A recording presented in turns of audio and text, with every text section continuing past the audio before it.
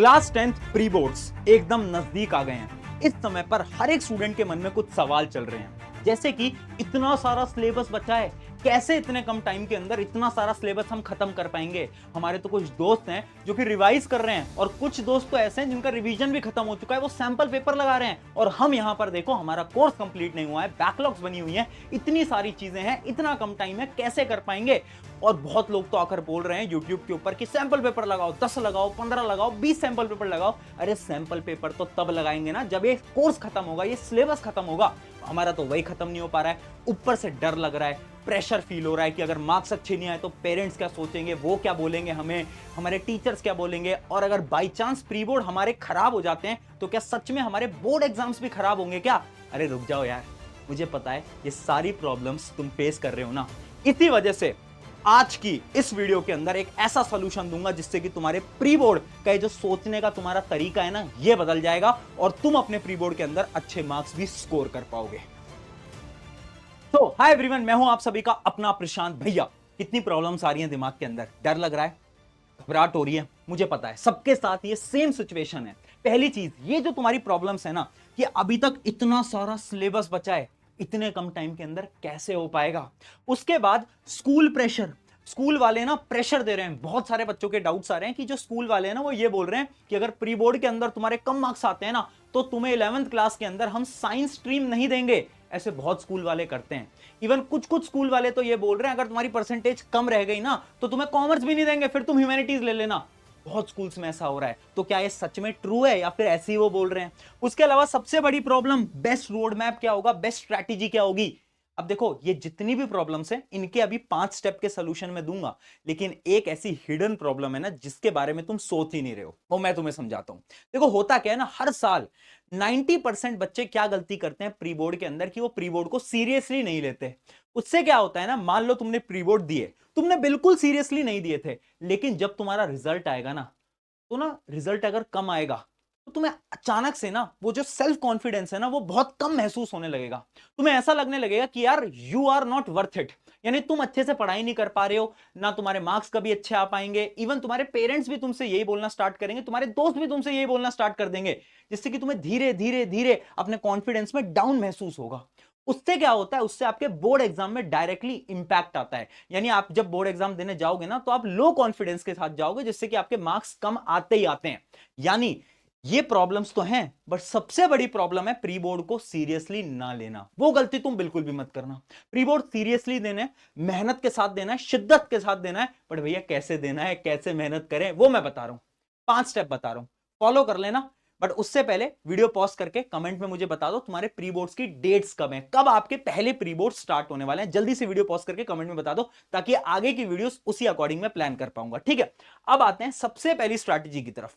पहला स्टेप बताने के लिए मैं एक सिंपल सी स्टोरी बताता हूं। यहां पर 2 स्टूडेंट्स के हम एग्जांपल ले लेते हैं। एक का नाम था रोहन, एक का नाम था मोहन। ठीक है, अब इन दोनों का ही ना प्री बोर्ड से पहले 60% सिलेबस कंप्लीट था, इसका भी और इसका भी। ठीक है, इमेजिन करो इन दोनों का 60% सिलेबस कंप्लीट था। बट अब ये क्या करते हैं, दोनों अलग अलग स्ट्रेटेजी से पढ़ाई करते हैं। ये क्या करता है ना रोहन, ये ना जल्दी से सिलेबस को कंप्लीट करने की कोशिश करता है। जैसे कि 90% बच्चे यही तो करेंगे। वो क्या करेंगे, वन शॉट उठाएंगे, वन शॉट देखेंगे और उन्हें लगेगा कि उनका 60% से 95% तक का सिलेबस कंप्लीट हो गया, सिर्फ वन शॉट देखकर उन्हें ऐसा लगता है। तो रोहन ने भी यही करा। बट मोहन ने क्या करा, मोहन ने सोचा 60% सिलेबस बहुत है, उसने ज्यादा नए चैप्टर्स नहीं पढ़े, लेकिन उसने क्या करा, उसने सारे चैप्टर्स को रिवाइज करा। जो उसने 60% पढ़ा था ना, उसने उस चैप्टर को रिवाइज करना स्टार्ट करा, उसकी क्वेश्चन प्रैक्टिस करनी स्टार्ट करी, डिफिकल्ट क्वेश्चंस लगाना स्टार्ट करा। जबकि ये स्टूडेंट ने सिर्फ नए चैप्टर्स के वन शॉट देखे। अब देखो ऑब्वियस सी बात है, ज्यादा सिलेबस इसका कंप्लीटेड है, तो मार्क्स भी तो इसके ज्यादा आने चाहिए। लेकिन जब रिजल्ट आया ना, तो मार्क्स इसके ज्यादा थे। ऐसा क्यों? क्योंकि इसने क्वालिटी पे फोकस करा और इसने क्वांटिटी पे फोकस करा। और यही हमारी पहली टेक्निक यानी पहली स्ट्रैटेजी है, जो कि हमेशा याद रखना, quality greater greater greater than quantity. यानी हमें क्या फोकस करना है ना, हमें कितने चैप्टर करके जा रहे हो फर्क ही नहीं पड़ता। ठीक है, बट जितने भी चैप्टर कर रहे हो उसको बेस्ट तरीके से करो। कैसे बेस्ट तरीके से करना है वो मैं बताऊंगा, लेकिन तुम ऐसे सोचो, मान लो साइंस के अंदर 13 चैप्टर हैं, उन 13 चैप्टर में से आपने सिर्फ सिर्फ 6 या 7 चैप्टर पढ़ लिए हैं। कोई दिक्कत नहीं है, नए चैप्टर मत उठाओ, अभी 15 दिन में एग्जाम है, मत उठाओ। क्या करो, इन 6-7 चैप्टर्स के क्वेश्चन प्रैक्टिस करना स्टार्ट करो, इनको रिवाइज करना स्टार्ट करो। इससे क्या होगा ना, जब आप इन चैप्टर को स्ट्रॉन्ग कर लोगे ना, तो जब प्री बोर्ड का पेपर आएगा जो कि थोड़ा सा टफ आने वाला है, जैसे ही वो टफ पेपर आएगा, आप एटलीस्ट इस चैप्टर के सारे क्वेश्चंस लगाकर आ पाओगे।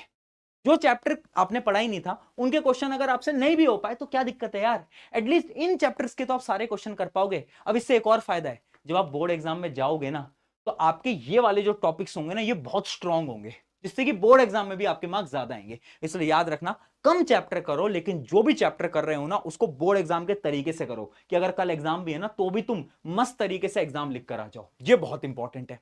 फिर आती है हमारी अगला स्टेप। अब अगला स्टेप क्या है, देखो पढ़ना कैसे, हाउ टू स्टडी, यही तुम्हारा सवाल है ना। देखो, दो प्रकार के स्टूडेंट्स में मैं डिवाइड कर लेता हूं, क्योंकि दोनों के लिए स्ट्रैटेजीज हल्की सी डिफरेंट रहेंगी। जैसे कि पहले वो स्टूडेंट है जिनका 60% से कम सिलेबस कंप्लीटेड है, और दूसरे स्टूडेंट वो हैं जिनका 60 से 95% कंप्लीटेड है। जिनका 100% कंप्लीटेड है, वीडियो को छोड़ के चले जाओ, तुम बस रिवीजन करो, सैंपल पेपर करो, बात खत्म। ठीक है, सबसे पहले हम देखते हैं जिनका 60% कंप्लीटेड है उनको कैसे पढ़ाई करनी है। तुम्हें क्या करना है, सबसे पहले तुम वन शॉट वीडियो उठा लेना, ठीक है। जिससे भी पढ़ना है, साइंस पढ़ना है, मेरे से पढ़ रहे हो, एसएसटी कहीं से भी पढ़, जिस भी टीचर से पढ़ रहे हो, कोई दिक्कत नहीं है, पहले वन शॉट उठा लेना, ठीक है। वन शॉट के बाद नोट्स, वन शॉट के साथ में खुद के हैंड रिटन नोट्स बनाने पड़ेंगे। अब बोलोगे भैया इतनी मेहनत कौन करेगा, करनी पड़ेगी यार, इतनी मेहनत नहीं लगाओगे तो रोहन जैसा हाल हो जाएगा, सिंपल सी बात है। तो तुम्हें क्या करना पड़ेगा, इन वन शॉट्स को देखते देखते नोट्स बनाने पड़ेंगे, जिसकी वजह से सारी चीजें तुम्हें याद होती रहेंगी फटाफट से, ठीक है। इतना कर लिया, फिर क्या करोगे, फिर तुम करोगे हर चैप्टर की क्वेश्चन प्रैक्टिस, ठीक है जी। अगर तुम्हारे पास कोई क्वेश्चन प्रैक्टिस की किताब है तो भी बढ़िया है, अगर लेनी है तो ले सकते हो, है ना। फिर ये क्वेश्चन प्रैक्टिस तुमने यहां तक कर ली, फिर बात आती है, भैया सब लोग बोल रहे हैं सैंपल पेपर, सैंपल पेपर करें। ये मूर्खता मत करना, सैंपल पेपर मत लगाना। मैं रियलिटी बताता हूं, और मैं बना बहुत साल से देख रहा हूं स्टूडेंट्स को कि वो गलती क्या करते हैं, उनका सिलेबस खत्म हुआ नहीं है, 60% उनका सिलेबस है, और वो क्या कर रहे हैं ना, वो ना सैंपल पेपर सॉल्व कर रहे हैं।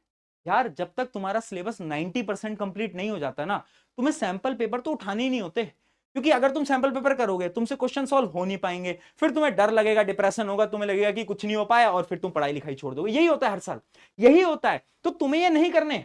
फिर क्या टेक्निक है, देखो अभी से कुछ टाइम पहले मैंने भी सैंपल पेपर निकाले थे, मैं एकदम क्लियरली तुमसे एकदम 1% भी झूठ नहीं बोलूंगा, सच बताता हूं। मैंने सैंपल पेपर निकाले, मैं हर साल बच्चों की प्रॉब्लम को ट्रैक कर रहा था, और मुझे ये प्रॉब्लम पता थी। तो इस बार ना मैंने एकदम जेन जी सैंपल पेपर निकाले थे। नॉर्मल सैंपल पेपर तो हर कोई देता है, हमने क्या करा, सैंपल पेपर के अंदर हमने हर सैंपल पेपर को 3 पार्ट्स में डिवाइड कर दिया। जैसे अगर साइंस का एग्जांपल लो तो 3 फेजेस के अंदर वो डिवाइड है। एक फेज तो कंप्लीट सैंपल पेपर है, जो कि तुम्हें प्रैक्टिस होती है ना, कि तुम लिख लिख के प्रैक्टिस करोगे, आंसर शीट वगैरह सब मिलेगी, वो तो है उसके अंदर। लेकिन दो फेजेस बहुत डिफरेंट हैं। जैसे कि मैं आपको पहला फेज बताता हूं, आपको हर चैप्टर के वीक टॉपिक्स की आप प्रैक्टिस कर सकते हो, यानी चैप्टर वाइज वर्कशीट मिली हुई है। तो सबसे पहले आप क्या करोगे, साइंस के हर चैप्टर की वर्कशीट को प्रैक्टिस करोगे। ये होता है स्टेप नंबर 1, ताकि हम कॉन्फिडेंस गेन करें। फिर उसके बाद हम क्या करेंगे, जैसे बायोलॉजी, फिजिक्स, केमिस्ट्री, तीन पार्ट्स होते हैं साइंस के अंदर, तो तीनों पार्ट्स के एक एक पेपर अटेम्प्ट करेंगे। यानी हम क्या करेंगे, पेपर वाइज ईच सेक्शन, यानी हमें सेक्शन वाइज हर एक पेपर देना पड़ेगा। पहले बायो का दो, फिर केमिस्ट्री का दो, फिर फिजिक्स का दो। जब तुम यहां तक महारत हासिल कर लो और तुम्हारा सिलेबस 90% कंप्लीट हो जाए, उसके बाद तुम्हें क्या करना है, फिर तुम्हें हमारे लास्ट के जो पूरे पूरे सैंपल पेपर्स हैं, जैसे कि मैं आपको यहां दिखा भी देता हूं, ये जो है डायरेक्टली ये आपको मिलेंगी, सील पैक चीज मिलेगी, ये आपको लगाने और इनसे आपको सॉल्व करना स्टार्ट करना है, ठीक है। ये होता है फाइनल स्टेप। बट बहुत बच्चे क्या कर रहे हैं ना, डायरेक्टली डायरेक्टली बस या इतना काम करते हैं और सैंपल पेपर लगाना स्टार्ट करते हैं। ये गलती मत करना, ठीक है। तो ये बुक की मैं लिंक डिस्क्रिप्शन में दे दूंगा, अगर नहीं लिए ले लेना। अभी चिल्ड्रंस डे है तो 40% आपको डिस्काउंट भी दे रहे हैं हम, सिर्फ चिल्ड्रंस डे तक, है ना। अगर तुम बाद में इस वीडियो को देख रहे हो तो वो डिस्काउंट हट चुका होगा, बट आप फिर भी ले सकते हो, ठीक है, क्योंकि ये तुम्हारे लिए बनाई है, जेनजी बुक है। समझ में आ गया कैसे पढ़ना है, ठीक है। अब आते हैं इनके ऊपर, जो 60 से 95% वाले जो ब्रैकेट है, इनको क्या करना है। देखो तुम्हें ना कोई नए टॉपिक नहीं पढ़ने हैं, अब तुम्हें ज्यादा फोकस करना ही नहीं है नए टॉपिक्स पे पढ़ने में। तुम्हें क्या करना है, तुम्हें करना है अब रिवीजन। रिवीजन कैसे कर सकते हो तुम, अलग अलग तरीके हैं, जैसे कि तुम नोट्स रिवाइज कर सकते हो, रैपिड रिवीजन जो मैं तुम्हारे लिए लाता हूं उससे तुम रिवाइज कर सकते हो, या फिर जो भी तुम्हारा तरीका है उससे तुम रिवाइज कर सकते हो। उसके बाद तुम्हें क्या करना है, जैसे कि मैंने अभी तुम्हें सैंपल पेपर बताया, तो तुम लोग पूरे पूरे सैंपल पेपर्स लगा सकते हो। हाँ, तुम्हें भी पहले वो टॉपिक वाइज वगैरह करना पड़ेगा, उसके बाद तुम पूरे सैंपल पेपर लगा सकते हो। क्यों? क्योंकि तुम्हारा सिलेबस अच्छे लेवल पे कंप्लीटेड है, 80-90% होता है, तो तुम आराम से सैंपल पेपर लगाना स्टार्ट कर सकते हो। बट तुम लोग भैया मत लगाना, फंस जाओगे इस चक्कर में, ठीक है? तो तुम रिवीजन करो, सैंपल पेपर प्रैक्टिस करो, और finally writing practice. Writing practice बहुत इंपॉर्टेंट रहेगी तुम सबके लिए, है ना, क्योंकि तुमने मेहनत करी है अभी तक। अब तुम्हें क्या करना है, अंतिम मेहनत में थोड़ा लिख लिख के प्रैक्टिस करनी होगी, ताकि कि आप अच्छी तरीके से लिख पाओ, आपकी राइटिंग मिस्टेक्स कम हो, बाकी सारी चीजें आपकी ऑलरेडी सेट हैं। ठीक है जी, ये आपको समझ में आ गया होगा। ऐसे आपको पढ़ना है। अब बढ़ते हैं थर्ड स्टेप की तरफ, जो कि है टाइम मैनेजमेंट। देखो, बहुत सारे बच्चे बोल रहे हैं कि भैया प्री बोर्ड देने में अगर इतनी सारी प्रॉब्लम है, तो क्यों ना हम ऐसा करें कि प्री बोर्ड हम दे ही ना, प्री बोर्ड को हम स्किप कर दें। मैंने कहा ये गलती मत करना। क्यों? कि pre board are important for your time management. Pre board से हम क्या सीखते हैं कि जब एग्जाम आएगा, टफ पेपर आएगा, प्रेशर आएगा, तो हम कैसे टाइम मैनेजमेंट के साथ सारे आंसर्स को लिख पाएंगे। तो वो जो स्किल है ना, वो तुम्हें प्री बोर्ड सिखाएगा। इसलिए कोई भी प्री बोर्ड गलती से भी स्किप मत करना, ठीक है? क्योंकि मैंने बहुत ऐसे स्टूडेंट्स देखे हैं जिनका मैथ्स का पेपर बोर्ड एग्जाम के अंदर छूट जाता है, एसएसटी का पेपर बोर्ड एग्जाम के अंदर छूट जाता है। पिछले साल तो इंग्लिश का पेपर छूट गया था बच्चों का। क्यों? क्योंकि उन्होंने प्री बोर्ड्स दिए ही नहीं थे।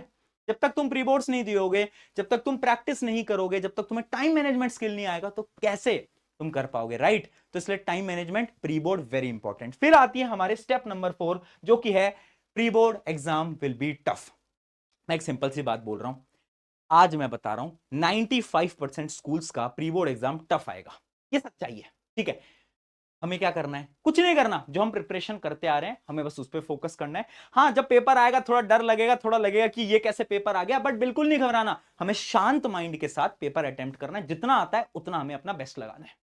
घबराना मत, डर मत लगाना। आज बता रहा हूं पेपर हल्का सा टफ रहेगा, और ये हर स्कूल वाले करते हैं। मैं अपने स्कूल की स्टोरी बताऊं तो मेरे भी साइंस के टीचर वो करते थे, उन्होंने प्री बोर्ड बहुत टफ बनाया था, बट उससे ना मेरा फायदा हुआ। क्यों? क्योंकि जब प्री बोर्ड टफ होता है ना, तो आप और मेहनत करते हो, है ना, बोर्ड्स एग्जाम्स तक। तो मैंने और मेहनत लगाई और बोर्ड एग्जाम मेरे बहुत अच्छे गए as compare to pre board. तो जितने भी तुम्हारे प्री बोर्ड में मार्क्स आएंगे ना, उससे 10-15 नंबर ज्यादा ही आते हैं प्री बोर्ड में। ये हर एक बच्चे की कहानी है, ठीक है? तो ज्यादा घबराना नहीं है। एंड फाइनल स्टेप, ये तुम्हारे बड़े भाई होने के नाते तुम्हें बता रहा हूं, ध्यान से पढ़ना इस लाइन को, pre board marks does not matter. कोई तुमसे कह रहा है कि प्री बोर्ड में अच्छे मार्क्स लाओगे तभी तुम्हें साइंस स्ट्रीम देंगे, ह्यूमैनिटीज देंगे, ऐसा कुछ नहीं होता।